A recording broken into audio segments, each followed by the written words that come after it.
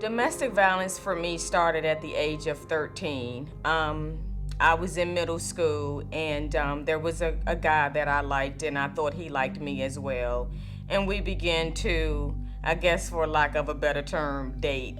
One particular day after school, he convinced me to go to his house, and with some reluctance, I did go because I wanted him to like me. On that day, my entire life changed. I was raped at the age of 13, and later on down the line, I became pregnant as a result. I was so young at the time, I really didn't, I guess, have time to process. Here I was, a 13-year-old girl, I was pregnant, the baby was aborted. When I was first married, I was 21.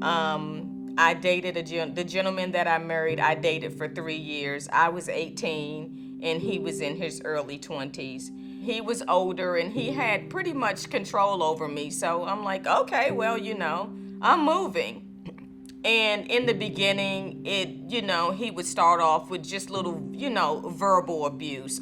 You do what I say, tell me where you're going, I'll give you this pager. When I paid you, you better get to a phone booth and call me back. And I was only basically allowed to hang out with my family, my mom, my sister. I basically cut off all of my friends. I had friends throughout junior high and high school, and it was like I never saw them anymore. And then as time went on, the verbal abuse started to become physical abuse. He would tug on me or hit me, push me in the middle of the head if I didn't do what he said. And I was always the type of person who would defend myself. So we would get into little tips, but he was a really big guy. So of course I was very afraid of him. And one day I sat in the bed and I begged him, I said, please kill me, because I would rather be dead than to live this way. Along with me being a victim, my only sister was also a victim as well. The odd thing is she and I, as close as we were, we never discussed our abusive relationships. I received a phone call on my job, and it was just a very eerie call. She was like, hey, what are you doing? And I'm like, working. You know how sisters do. What do you want? And she was like, I'm serious, Lisa. And I'm like, what do you want, Linda? I'm working. She says, would you make me a promise? And I said, what? And she was like, if anything ever happens to me, would you take care of the girls? And I'm like, girl, sure. Okay, bye. I'll talk to you later. That night, July 18th, 1993, I was talking to my sister at 9 p.m. At approximately 9:15 p.m., she was dead. He shot her in the head 3 times at point-blank range, but the bullets did not penetrate because the ammunition was faulty in the gun. He then, in turn, stabbed her 27 times in the upper torso, but he did not stop there. He also completely crushed her skull. He hit her in her skull with a metal pipe. She told me that she would call me back, and she never called me back. I never heard from my sister again, ever. The last time I saw her, she was in a casket. I live with that hurt even today because I never understood why she had to lose her life. I always was the one who said I had nothing to live for. I wanted to die. I didn't want to be in the pain and agony that I was living with on a daily basis. After my sister died, I died. I was just walking around, just a dead soul. But I always managed to keep a smile. You would never think anything was wrong with me. But also, I had a monster growing inside of me.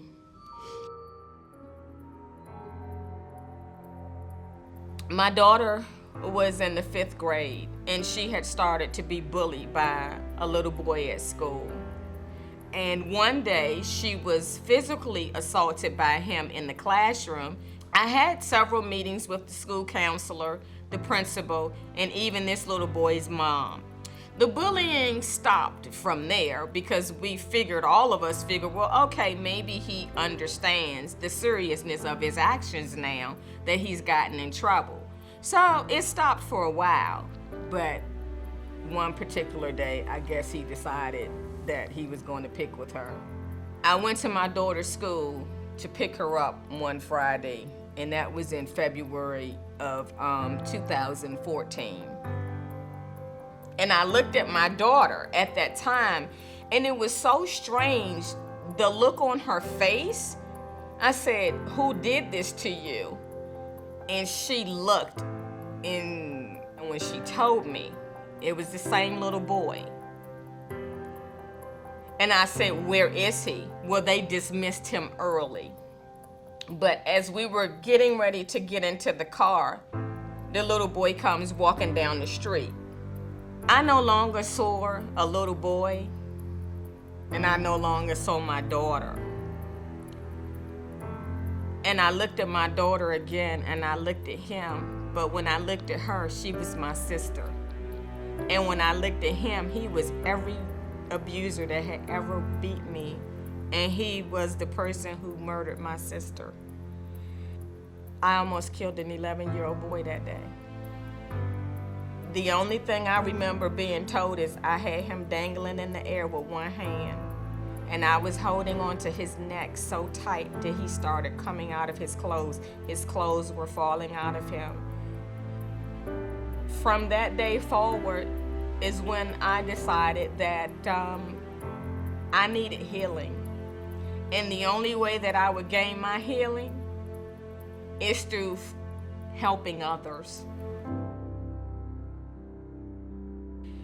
So I get this email one day from this lady named Queen Afi, and she's like, "Hi," introduced herself, and she says, "Milton's told me a little about you, and I have a show, and it's called Broken to Boldness, and this is your day that you're on my show." And I'm like, wait a minute, I would love to meet you too, and maybe we can sit down and talk. But that's how I began to share my story of my brokenness and coming into my boldness. And I started doing work with Queen Afi and domestic violence, wears many tags through the communities, going out to schools and speaking at churches, just sharing my story on social media, for lack of a better term, exposing myself.